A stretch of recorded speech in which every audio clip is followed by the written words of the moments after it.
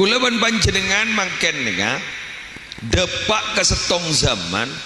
sekak dima mararabu pernak pernik kak dintok rombu gelu sehingga tak libur giye paten benini kebuk menikah kan ki nyaman sedek ninga keng mangken nika banyak ning keberadaan maneka pernak pernik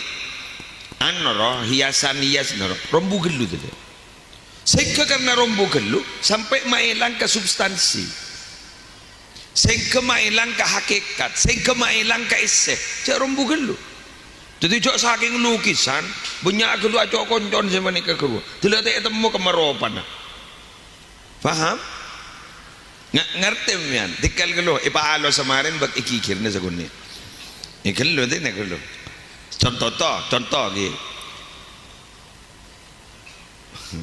ceramah ni apa Rabu orang mun tak busan nak kerjain keng mun kerja banyak gelu telah lobar esen paham ini sama juga seperti ini ke pernak pernik banyak gelu telah tak lebur potong contoh terus sedebu ni irsan gelu gerua karnaval parajaan ban esen pendidik nah ilmu nah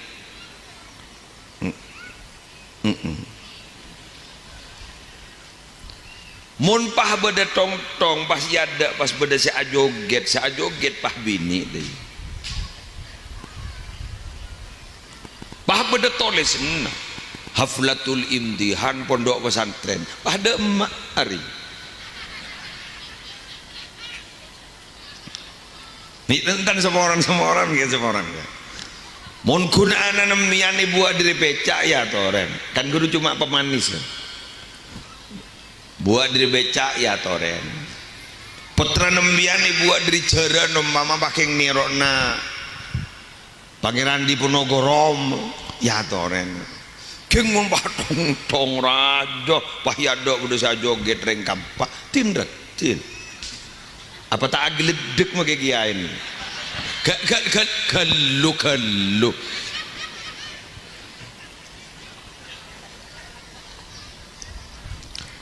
cek saking Agustusan sama beda Pak Jamat udah tak tormator tapi nikah adalah haflatul imtihan nah nikah saya kemaksa tadi mangken itu dan guluban panjenengan harus mulai berpikir karena lambo bila kau leban ajunan muntuk pasti pada kalimat man izdada ilman walam yazdad hudan lam yazdad minallah illa bu'dan lambo ni saya bahas ni siapa orang yang tambah ilmuna tapi tak tambah hidayahna maka gak ditojan jauh dari Allah pangeran